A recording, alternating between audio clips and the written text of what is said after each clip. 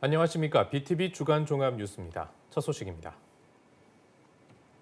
최근 묻지마 흉기 난동에 테러 예고글까지 이어지면서 시민들의 불안이 커지고 있습니다. 일상을 위협하는 공공안전 분야의 구멍, 박철우 기자가 살펴봤습니다. 한 온라인 게시판. 불특정 다수를 향해 흉기를 휘두르겠다는 살인 예고글이 올라왔습니다. 그 뒤로 이러한 살인 예고글은 한동안 계속 이어졌습니다. 심각하게 생각을 하고 엄중하게 수사를 해서 그 게시자를 갖다가 찾아서 처벌을 하려고 수사를 하고 있습니다. 경계가 강화된 부산역. 고속철도 시설에 폭탄을 설치했다는 테러글이 올라오면서 순찰이 이어졌습니다. 이 고속철도, 공항 할 것 없이 테러 예고글이 올라오자 시민들은 불안해합니다. 여기 오면서도 방패 들고 계신 군인분이나 경찰분들을 많이 뵀는데 그럴 때마다 약간 좀 너무 무서워서 오면서도 둘이서 잘 갔으면 좋겠다 이런 얘기 하면서 왔어요. 안전하게 잘 다녀오란 말을 계속 하셨고 무슨 일 생기면 바로 연락하고 사람들 많은 데를 주로 다니라고 하셨어요. 최근에는 신림동 증산로 요교사 성폭행 살인 사고까지 이어지면서 시민들의 불안감은 더 커지고 있습니다. 그럼 시민들이 자주 찾는 우리 동네 공원은 어떨까? 사상구 삼락 생태공원을 직접 찾았습니다. 4.89 제곱킬로미터 면적의 삼락 생태공원은 전국에서 가장 넓은 생태공원이지만 공원 전체에 설치된 CCTV는 단 32대에 불과합니다. 한 대가 감당하는 평균 면적이 14만여 제곱미터에 달하는 상황입니다. 이 삼락 생태공원은 관리는 잘 되어 있지만 CCTV 등 범죄 예방 인프라는 턱없이 부족한 실정입니다. 생태공원이 각종 범죄 사각지대가 될 가능성이 높다는 지적은 수치로 드러납니다. 실제로 최근 4년 동안 삼락 생태공원에서 발생한 사건은 성범죄 2건, 절도 18건, 폭행 3건에 달했고 112 신고 건수는 한 해 평균 400여 건이 접수되는 등 범죄가 끊이지 않고 있습니다. CCTV가 좀 많이 있고 순찰이라도 좀 많이 돌면은 우리가 이렇게 산책이라도 하고 운동하는데 좀 도움이 되겠죠. CCTV를 좀 보완하고 미비점을 좀 이렇게 보완해주면 좋겠습니다. 최근 사상경찰서는 삼락 생태공원의 치안 공백 문제점을 인식하고 광장 입구에 CCTV를 포함한 범죄 안심구역을 조성했습니다. 하지만 순찰 경찰관은 턱없이 부족하기만 합니다. 주간엔 저 혼자 있고 야간에는 문을 닫아놨습니다. 인원이 부족하다 보니까. 공원 이용객과 시민 안전을 확보하고 범죄 사각지대를 조금이라도 줄이기 위해서는 특정 기관이나 단체뿐만 아니라 관련 기관이 다 함께 나서야 한다는 지적이 이어지고 있습니다. 경찰뿐만 아니라 사회 구성원 모두가 좀 힘을 합해야지만 해결될 수 있는 문제이기 때문에 안정감을 줄 수 있는 방책들을 시행하는 것이 필요한 시점이라고 봅니다. 시민들은 사고가 일어난 뒤 개선책을 내놓기보다 부산시와 기초단체 그리고 유관기관의 적극적인 관심과 개선을 원하고 있습니다. BTV 뉴스 박철우입니다. 이런 범죄들이 늘면서 방범은 더욱 강조되고 있습니다. 지자체에서도 범죄나 사고 예방을 위한 지능형 CCTV를 도입하는 곳이 늘고 있습니다. 지능형 CCTV의 효과, 김석진 기자가 알아봤습니다. 길을 가던 한 남성이 갑자기 쓰러집니다. 주변에는 사람들이 없습니다. 그 시각 CCTV 통합 관제실 화면에 영상과 경고 문구가 나옵니다. 관제 요원은 위치를 확인하고 119에 신고합니다. 수백 대의 CCTV를 관제 요원이 주시하기엔 한계가 있습니다. 이 같은 상황이 발생했을 때 이를 먼저 감지하고 알려주는 게 지능형 CCTV입니다. CCTV 관제를 하는 도중에 같은 구역을 계속 배회하시는 이상한 옷차림의 노인분을 발견하는 경우가 있는데, 이런 걸 저희가 놓치더라도 지능형 CCTV가 지속적으로 계속 화면을 띄워서 그 화면을 비추다 보면은 관제 요원이 이상함을 관제하고 판단을 하고 저희가 계속적으로 집중적인 관제를 하게 됩니다. 그때 저희가 판단을 했을 때 이거는 어르신께 문제점이 있다. 지능형 CCTV는 사람의 움직임을 감지합니다. 이상 행동이 있을 경우 감지하고 알려줍니다. 지능형 CCTV는 폭력을 휘두르거나 배회하는 모습뿐만 아니라 연기나 불꽃도 감지해 사건 사고 예방의 효과도 기대되고 있습니다. 남구에는 1,500여 대의 방범용 CCTV가 설치돼 있습니다. 이 중 절반이 넘는 830대가 지능형 CCTV입니다. 남구는 오는 2027년까지 전체로 확대할 계획입니다. 몇 년 전 대학가나 인접한 원룸 지역에 여성 상대로 하는 강력 범죄가 많이 일어나는 일들이 생겼습니다. 그래서 주민들의 치안 불안은 가중되었고, 이를 해소하는 것이 가장 우선이라 생각했기 때문에 이번 지능형 CCTV 설치 사업을 제 민선 8기 공약 사업으로 추진하였습니다. 한편 내년에는 부산시에 CCTV 통합 플랫폼이 구축돼 지자체는 물론 경찰과 소방 등과도 공유해 더 큰 효과를 기대하고 있습니다. BTV 뉴스 김석진입니다. 등산 중 조난을 당했다는 사고 소식을 흔히 접하게 됩니다. 사고를 신고할 때 가장 중요한 것이 현재 위치를 전달하는 걸 텐데요. 산에서는 정확한 위치 파악이 어려워 피해가 커지기도 합니다. 이런 문제를 줄이기 위해 산길에도 도로명 주소를 부여하기로 했습니다. 앵커 리포트입니다.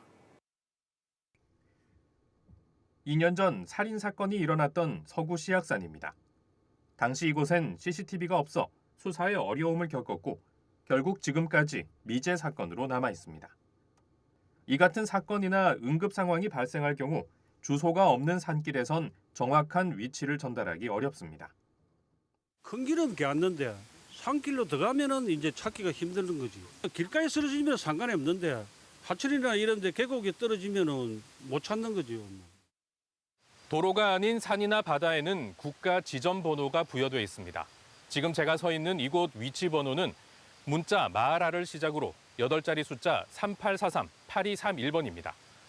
번호가 너무 긴데다 표지판조차 찾을 수 없습니다. 국가 지점 번호는 전 국토를 가로 세로 10m 단위로 나누어 번호를 매긴 겁니다.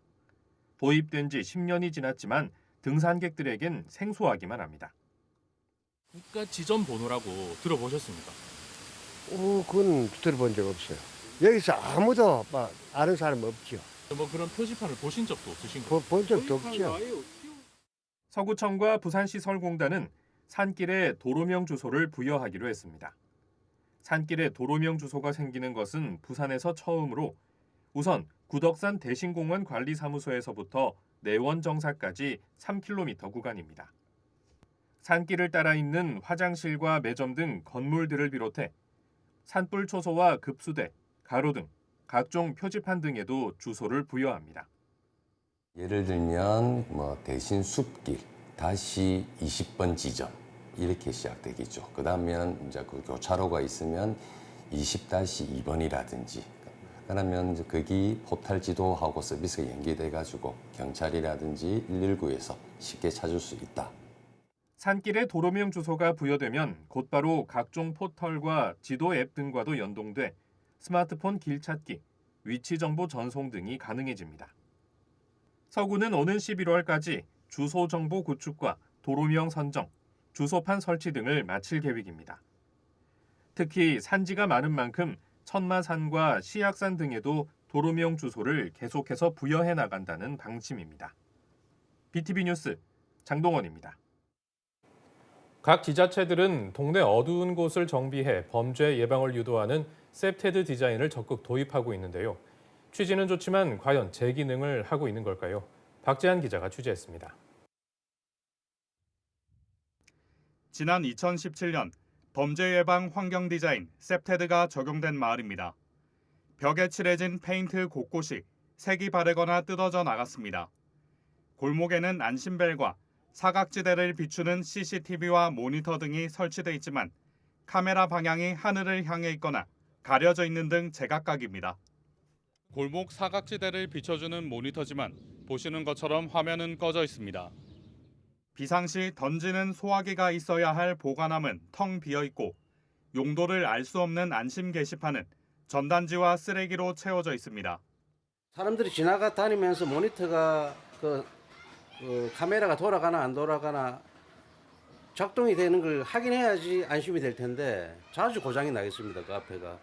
시민들이 다니기에 좀 부족함이 없도록 관리를 좀 많이 신경을 좀 써줬으면 좋겠습니다. 만들어 놓고 그대로 방치하는 게 아니라.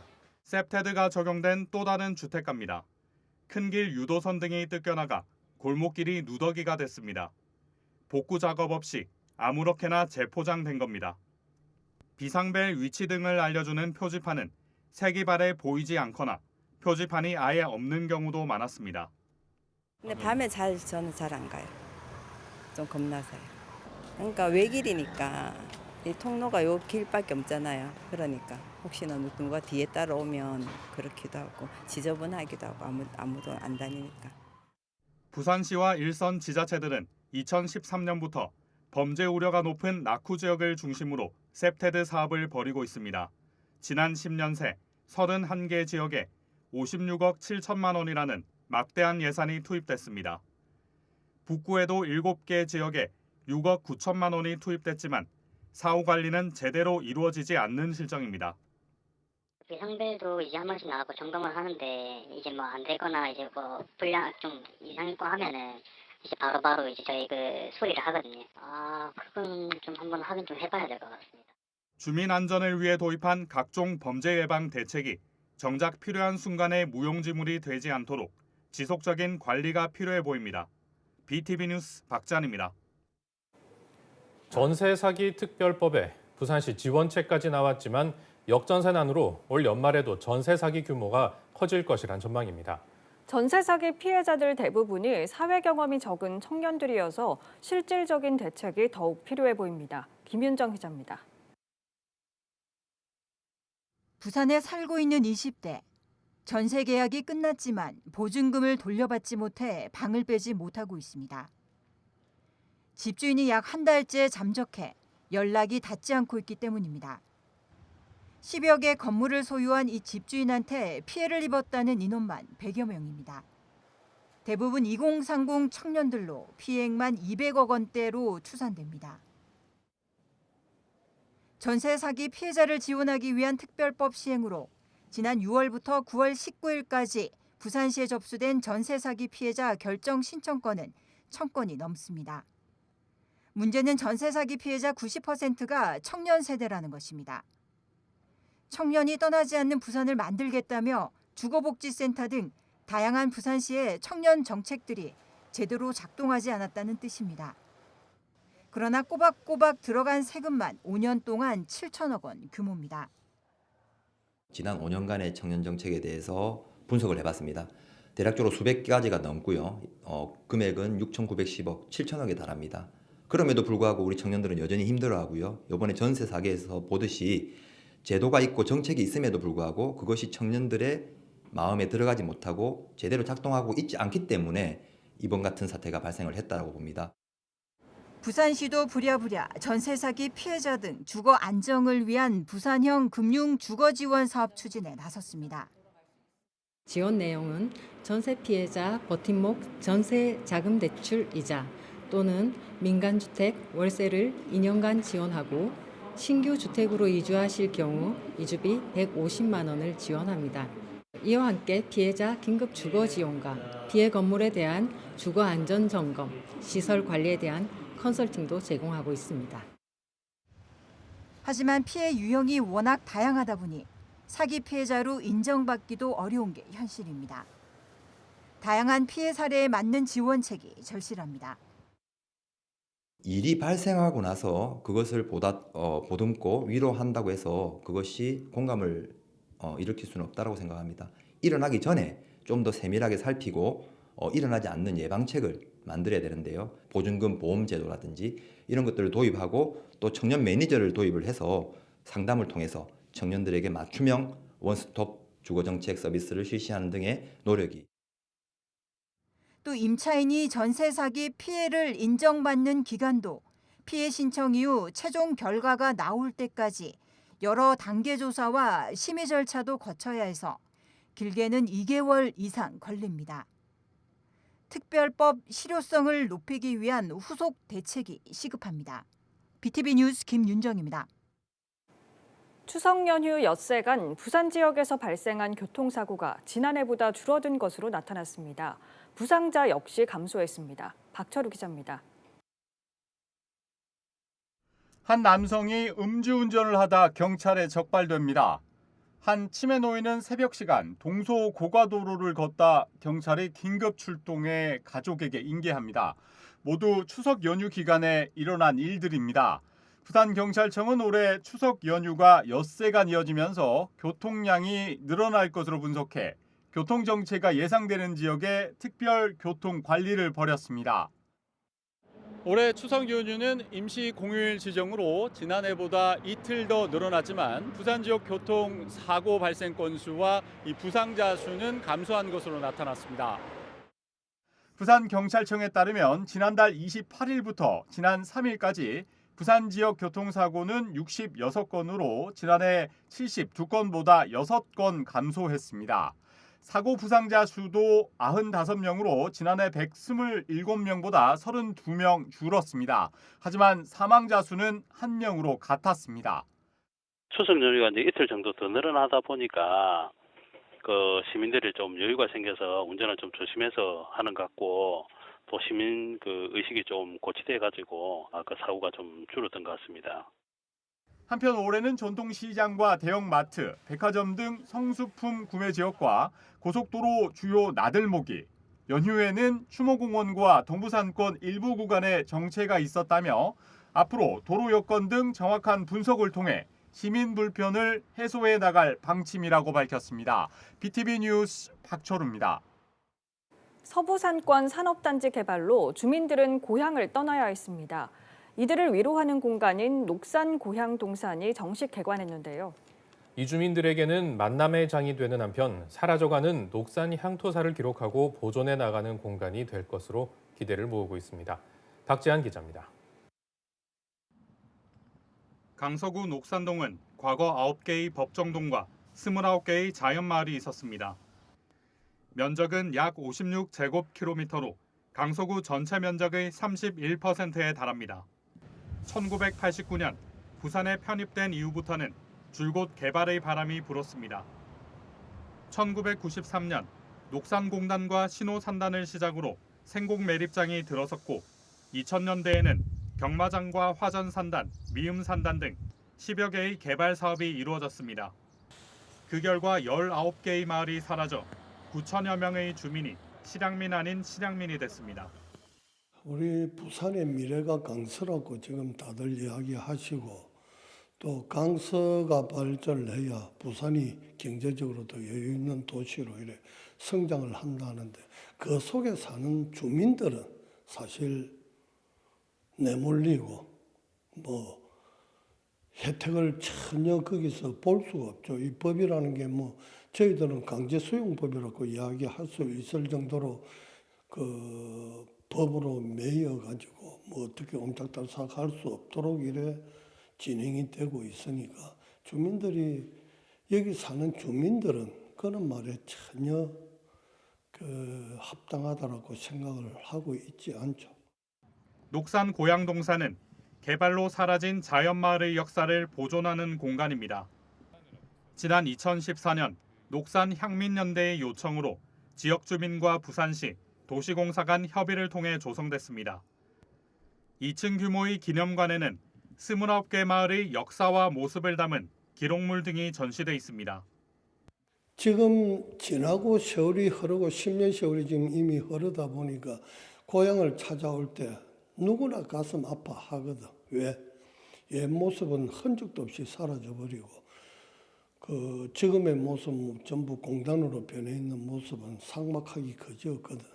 그래서 이 공간에 찾아오시면 눈물을 흘리시는 분들도 많습니다. 녹산 고향동산은 지난 2020년 11월 강서구로 관리 이관된 후 녹산 향토문화관에서 운영을 맡았습니다. 문화관에서는 녹산 3대 재래인 금단곶 보성지 답성제와 항일 무명용사 위령제, 봉화산 봉수대제의 명맥을 잇습니다. 또 녹산 지역의 옛 자료 수집과 역사 강좌 운영, 향토사 연구 등을 수행할 예정입니다. BTV 뉴스 박재환입니다. 올해 부산국제영화제에서 돋보이는 배우는 단연 주윤발입니다. 50년 가까이 코미디와 누아르, 무술영화 등 다양한 장르를 넘나들고 있는 아시아 대표 배우 주윤발을 만났습니다. 김윤정 기자의 보도입니다. 깔끔한 정장 차림으로 기자들 앞에 선 배우 주윤발. 부산국제영화제 올해의 아시아 영화인상을 받게 돼 한국 팬들의 사랑에 기쁘다는 소감을 먼저 전했습니다. 多謝大會嘅好慷慨，俾咗咁大嘅獎我啦。如果50年攞到咁嘅獎，覺得就好興奮啦，同埋得到即係韓國所有嘅影迷朋友支持，好開心。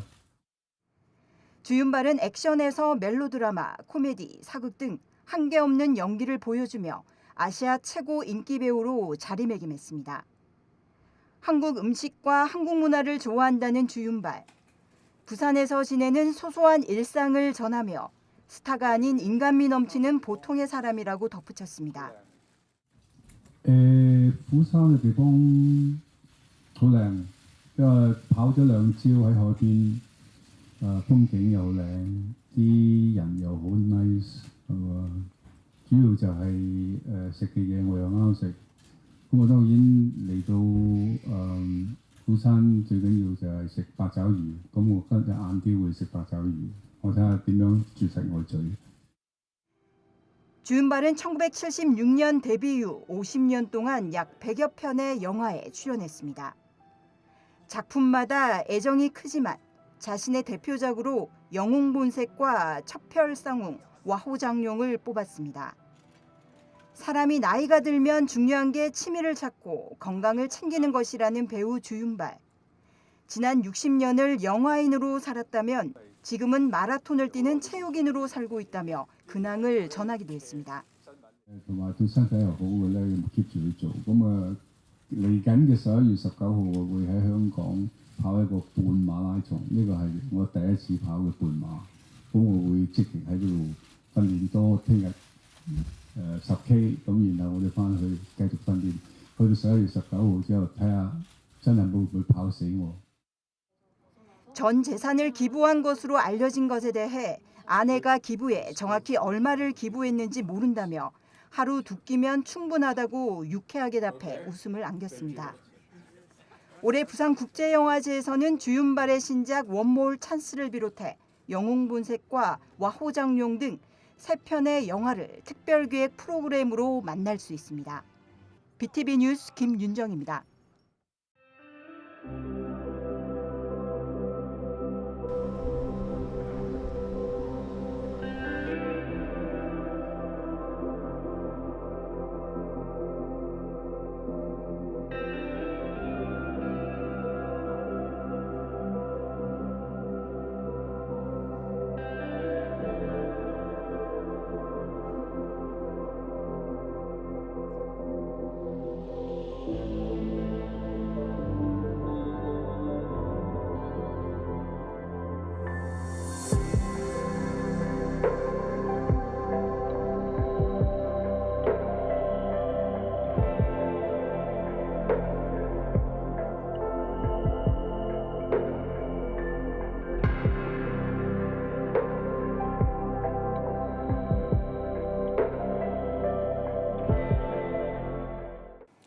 이상으로 BTV 뉴스를 마칩니다. 시청해주신 여러분 고맙습니다.